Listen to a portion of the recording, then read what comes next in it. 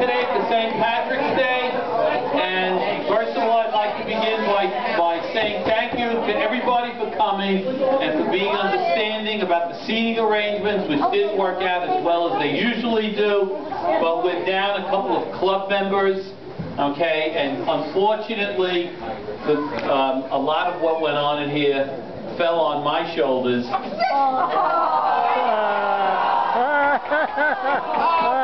If you believe that, I have a bridge to show you. Marlene, give him a towel. That worked out well, I will take credit for. And wherever there was a mistake, Maria. Okay? Oh, here goes Maria. Oh, get him, Maria. So we're buddies, right? Maria, hope. That's loyalty. Now we know St. Patrick is a very, very famous figure from history, a Catholic saint who died in the 5th century. And today is a commemoration of his death in the 5th century. This isn't St. Patrick's birthday. Nobody knows for sure when he was born. This is a commemoration of his death. And since then, because Ireland is largely a Catholic country, during this time of the year, Catholic people, of course, refrain from eating meat on certain days. They fast, okay, they abstain. However, in Ireland, they would give them, the bishops would give the people a dispensation. And the dispensation was so that they could eat Irish bacon and cabbage. Right. There was no corned beef until some little Jewish deli opened up in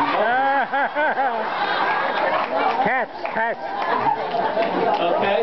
And that used to always confuse me. You know, growing up in Brooklyn, I could never quite understand where the corned beef came in, because as far as I knew, it was corned beef, pastrami, brisket, and tongue, and you got that in Borough Park. But when you went up into the Irish neighborhood, just at this time of the year, everybody suddenly was cooking Jewish food. Okay? Corned beef. But I don't think the Jews would have cooked corned beef with cabbage.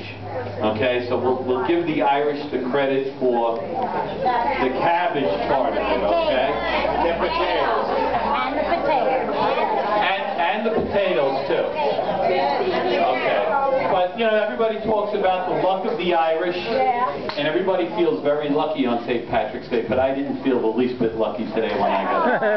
Not at all. First of all, I went into my closet, I looked for a green shirt, it was so dark, I pulled this out. And when I got here, and the sun finally came up, because they did get here very early in the morning to set these tables up for you, I realized that the shirt was blue.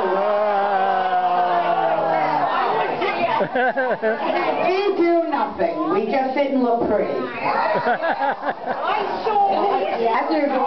But I went and I grabbed the handle on the door of my car and it fell off. Then I picked up my briefcase and the handle fell off. Okay, I'm afraid to go to the bed.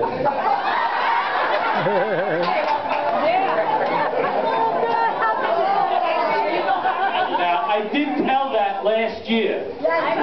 On St. Patrick's Day, I did tell you that joke last year. Because we've been down a few of our ad-lib players, everything that we're doing today is rather impromptu. And I want to say thank you to some of our senior members who are stepping up today and who are actually going to be a part of our show.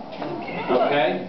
So when they perform, I want you to show them that you really do appreciate what they're doing. And the first person who's very, very nervous, the first person who's going to do a little bit of a performance for you, a person with a golden voice, a beautiful lady, Molly, is going to be singing for you